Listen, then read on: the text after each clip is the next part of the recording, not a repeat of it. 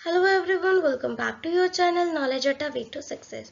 तो फ्रेंड्स, आज की वीडियो बहुत ही इंपॉर्टेंट होने वाली है क्योंकि आज की वीडियो में हम डिस्कस करने वाले हैं ICAR टेक्नीशियन 2022 की जो रिक्रूटमेंट थी उसके एग्ज़ाम पोस्टपोन हुए हैं या नहीं हुए। और आज की वीडियो में हम डिस्कस करने वाले हैं इम्पॉर्टेंट क्वेश्चंस ऑफ साइंस। तो ये वीडियो आपके लिए बहुत ही बेनिफिशियल होने वाली है। वीडियो को लास्ट तक ज़रूर देखें। हम लास्ट में वीडियो के बताएंगे कि जो एग्ज़ाम्स है वो पोस्टपोन हुए हैं या नहीं हुए, क्योंकि जैसे कि सिचुएशन चल रही है उसके हिसाब से बहुत सारे ऐसे गवर्नमेंट एग्जाम है जो पोस्टपोन किए जा चुके हैं। बट जो ICAR था उसकी जो टाइमिंग थी एग्ज़ाम की वो थी 25 जनवरी टू 5 अब देखते हैं इस बीच ये एग्ज़ाम होने वाला है या नहीं। तो चलिए वीडियो को शुरू करते हैं। तो फ्रेंड्स, जो हमारा पहला क्वेश्चन है वो है Which of the following chemical compounds is used as a preservative in pickle? निम्न में से किस रासायनिक यौगिक का इस्तेमाल अचार महापरिरक्षक के रूप में किया जाता है? तो इसके लिए हमें 4 ऑप्शंस दिए गए हैं। Calcium metabisulphite, sodium nitrate, sodium benzoate और जो हमारा लास्ट ऑप्शन है वो है कैल्शियम बेंजोएट। तो इसका जो करेक्ट ऑप्शन होगा sodium benzoate. In food packing industry, which gas is used to avoid the oxidation of chips? Packaging के उद्योग में चिप्स को ऑक्सीकरण से बचाने के लिए खाद्य पदार्थ किस गैस का उपयोग किया जाता है? तो ये तो आप सबको पता होगा कि जब हम कोई चिप्स का पैकेट लेते हैं, ठीक है, तो उसमें क्या होता है, इतने से तो चिप्स होते हैं और बाकी इस पूरे एरिया में हमारी एक हवा भरी होती है। जो ये हवा है वो क्या है और उसे क्यों भरा जाता है? ताकि अब आपने इस चीज़ तो सुना होगा कि कोई भी घर में कोई भी खाने की चीज़ अगर खुली पड़ी रहती है तो बोलते हैं कि इसे नहीं खाना चाहिए, खराब हो गई होगी। तो उसी क्योंकि हमारा जो एटमॉस्फेयर है उसमें जो सबसे ज़्यादा अमाउंट में जो गैस प्रेजेंट है वो कौन सी है? तो फ्रेंड्स, वो है नाइट्रोजन। ठीक है, तो यहाँ पर क्या होगा, जो इसका करेक्ट ऑप्शन है वो है नाइट्रोजन। जो चिप्स के पैकेट में हवा भरी होती है ना, वो हवा नहीं होती, वो होती है नाइट्रोजन। नेक्स्ट देखते हैं। Which of the following substances is used as a substitute for chlorine in bleaching? विरंजन कार्य में क्लोरीन के विकल्प के रूप में निम्न में से कौन सा पदार्थ प्रयोग में लाया जाता है?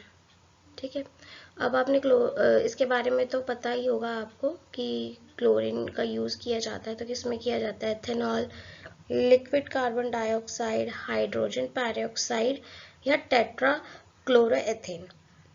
तो इसके लिए हम आपको कुछ समय देते हैं 10 सेकेंड्स का, जिससे आप लगा सके पता कि जो करेक्ट ऑप्शन होगा वो इसका जो करेक्ट आंसर होगा वो क्या होगा। ठीक है, इन चारों में से 4 ऑप्शंस दे रखे हैं। तो इसमें क्या होगा ना, हम अपने जो ऑप्शंस है वो एलिमिनेट भी कर सकते हैं। यहाँ पर क्या चीज़ हमको बोली गई है उसके बारे में हमसे पूछा गया है। तो अब हम बताते हैं इसका जो करेक्ट ऑप्शन है वो है हमारे पास हाइड्रोजन पेरोक्साइड। ठीक है, क्या है? Hydrogen peroxide. नेक्स्ट क्वेश्चन है हमारे पास, when we cut an onion the synthase enzymes convert the amino acid sulphoxides of the onion into which acids? तो ये कौन से अमल में, कौन से एसिड में इसको कन्वर्ट करता है उस बारे में। जब आपको पता ही है, जैसे कि हम जब प्याज को कट करते हैं, ठीक है ना, अगर हमारे पास लाइक हम एक अनियन है और जब हम इसको कट करते हैं तो इसमें से जो इसके एसिड होते हैं वो कट हो जाते हैं और क्या हो जाते हैं, वो एकदम से ना हवा में उड़ जाते हैं। जैसे कि हम लगाते हैं कि नेल पेंट रिमूवर होता है, जब हम उसे लगाते हैं, थिनर को अप्लाई करते हैं, तो वो थिनर एकदम से उड़ जाता है। ठीक है, उसी तरह ये एसिड क्या होता है, ये उड़ जाता है। तो ये सबसे पहले तो हम बात करते हैं ये कौन सा एसिड होता है। Sulphenic acid, citric acid, nitric acid और सल्फ्यूरिक एसिड। तो जिस एसिड में ये कन्वर्ट हो जाता है तो वो एसिड है हमारे पास सल्फेनिक एसिड। तो जो सल्फेनिक एसिड होता है ये बहुत ही ज़्यादा वॉलेटाइल होता है, और जब इसे कट करते हैं और ये उड़ जाता है, तो जैसे कि हमारे आइस में वाटर होता है, तो ये वाटर के साथ रिएक्ट करके क्या बनाता है, ये वाटर के साथ रिएक्ट करा के बनाता है एक H2SO4। तो जो ये H2SO4 बनाता है, तो जो H2SO4 है, जैसे कि आपको पता है कि बहुत ही ज़्यादा डेंजरस होता है, बट ये बहुत माइल्ड सा H2SO4 बनाता है, जिस वजह से क्या होता है, हमारी आंखों में जलन होती है, और उस वजह से ही प्यास काटते समय हमारी आंखों से आंसू आते हैं। Which of the following is the major component of vinegar? जो विनेगर है, सिरका है, उसका जो मुख्य घटक है, प्रमुख घटक है, वो कौन सा है? Citric acid, lactic acid, nitric acid या फिर एसिटिक एसिड। ठीक है, तो जो फ्रेंड्स इसका जो करेक्ट ऑप्शन है वो क्या है हमारे पास? वो है हमारा option D, acetic acid. Next है हमारे पास ओजोन।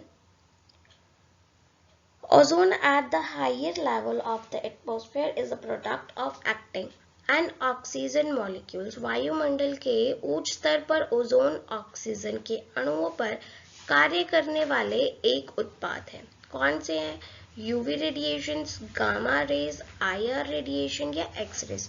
तो ये तो सबको पता ही होगा आपको, इसका जो करेक्ट ऑप्शन है वो है यूवी रेडिएशन। नेक्स्ट क्वेश्चन है हमारे पास, in which of the following is citric acid present? निम्नलिखित में से जो सिट्रिक एसिड है वो किस में प्रेजेंट होता है? ठीक है, ऑप्शंस दिए गए हैं हमारे पास, लेमन, टैमरिंड, ब्लैक ग्राम या कर्ड। तो जैसा कि आपको पता है, जो हमारा जो कर्ड होती है वो कैसे बनती है? ठीक है ना, दूध में वो खट्टे को डाला जाता है, फिर बनती है। और जो हमारी इमली होती है, इमली में कौन सा एसिड होता है? इमली में हमारा टार्टरिक होता है। और जो कर्ड होता है उसमें क्या होता है? लैक्टिक होता है, ऑब्वियसली, बिकॉज वो किससे बनता है? मिल्क से ही बनता है। ठीक है, तो जो हमारा यहाँ पर जो करेक्ट ऑप्शन होगा वो कौन सा होगा? वो होगा हमारा lemon. The correct option is lemon.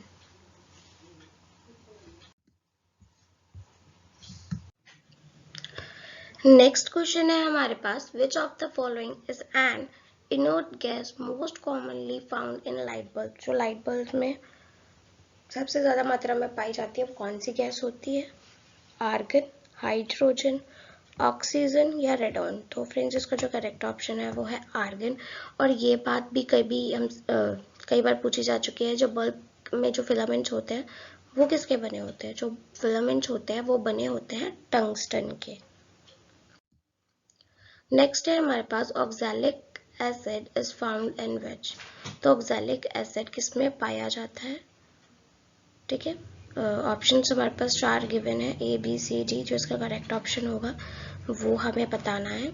तो ऑप्शन ए हमारे पास है मैरोबेलन, आंवला, टैमरिंड, इमली, लेमन, नींबू, स्पिनच, पालक। तो ऑक्सैलिक एसिड है वो पाया जाता है हमारा स्पिनच यानी कि पालक में।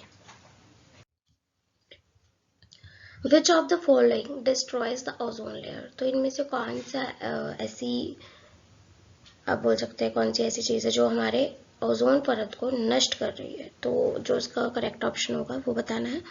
ऑप्शंस गिवन है हमारे पास, sulphur, carbon, chlorine and silicon. तो करेक्ट ऑप्शन क्या है? Option C, it's chlorine. Which of the following acid is found in apple? Apple में कौन सा अम्ल पाया जाता है? Malic acid, nitric acid, formic acid या सल्फ्यूरिक एसिड।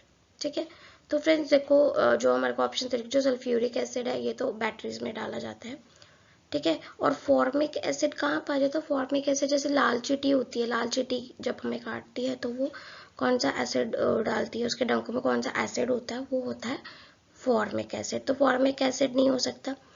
अब हम बात कर लेते हैं, बचे हमारे पास दो options, option A and option B. तो फ्रेंड्स, जो हमारे सेब में पाया जाता है वो होता है ऑप्शन ए, मैलिक एसिड।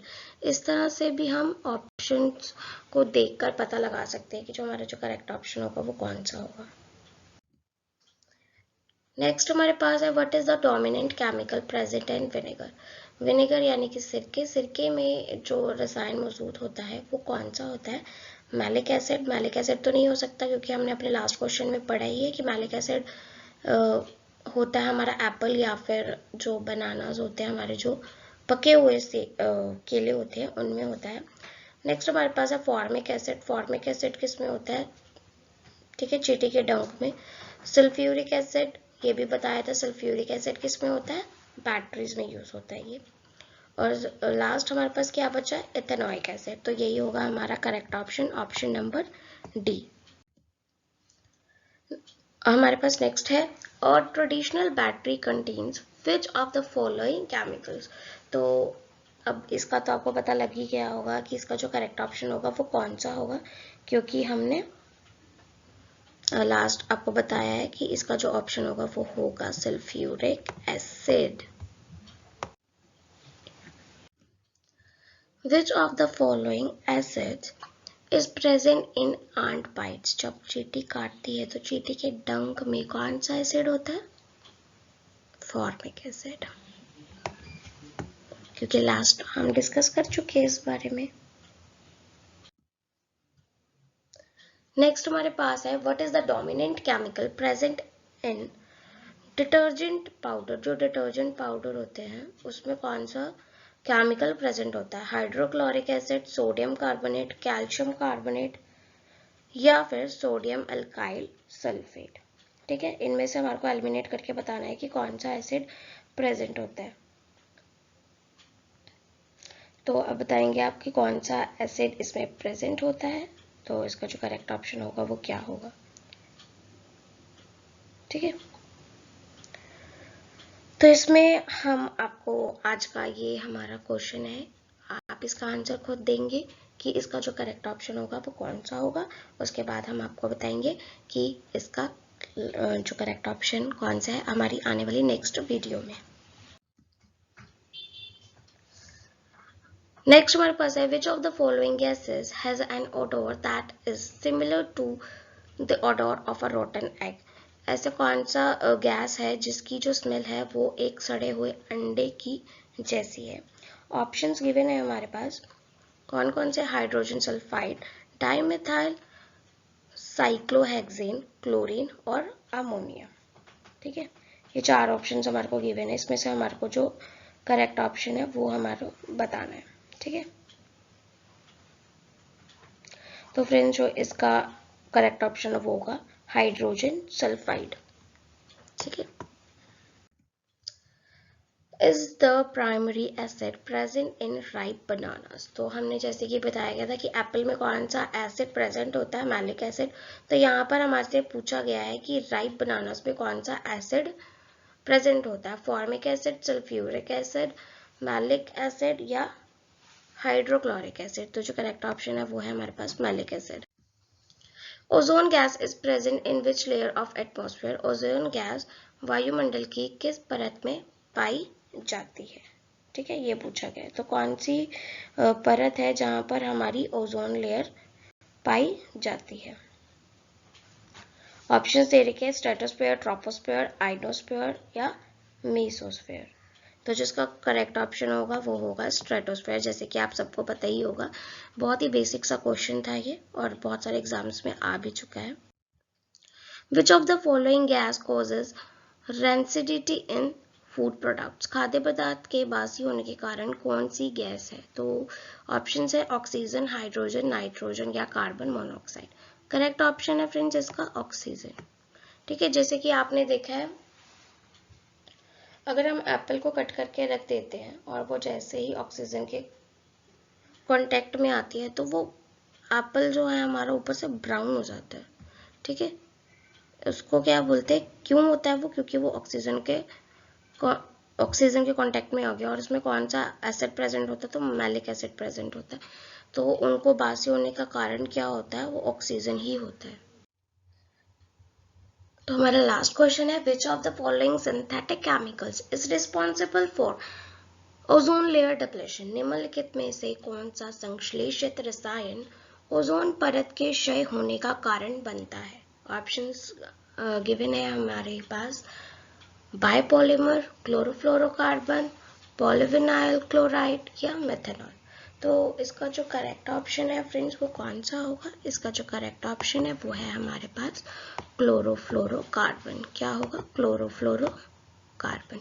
तो फ्रेंड्स जैसे कि हमने आपको बताया था कि जो इसका एग्ज़ाम होने वाला है वो पोस्टपोन हुआ है कि नहीं, उसकी जो नोटिफिकेशन है, ऑफिशियली नोटिफिकेशन है वो नहीं आई है, बट कहा जा रहा है कि हाँ वो पोस्टपोन हो सकता है सिचुएशंस को देख के। बट जैसे कि एग्ज़ाम की जो डेट्स है वो फाइनल कर चुके थे, तो ऑब्वियसली उनके एग्ज़ाम सेंटर्स भी सारे बुक होंगे कि इस दिन एग्ज़ाम होना है, क्या टाइमिंग होगी, कितनी शिफ्ट्स होंगी, सब कुछ फाइनल था। बट अब जैसे जैसे कंडीशंस थोड़ी और क्रिटिकल होती जा रही है, तो ऐसा देखा जा रहा है कि हाँ एग्ज़ाम पोस्टपोन हो सकते हैं। और जैसे ही हमारे पास कोई भी नोटिफिकेशन आएगी एग्ज़ाम को लेकर कि एग्ज़ाम पोस्टपोन हो रहे हैं और उसकी जो नेक्स्ट डेट है वो कब होने वाली है, वो हम अपनी आने वाली वीडियो में डिस्कस करेंगे आपके साथ।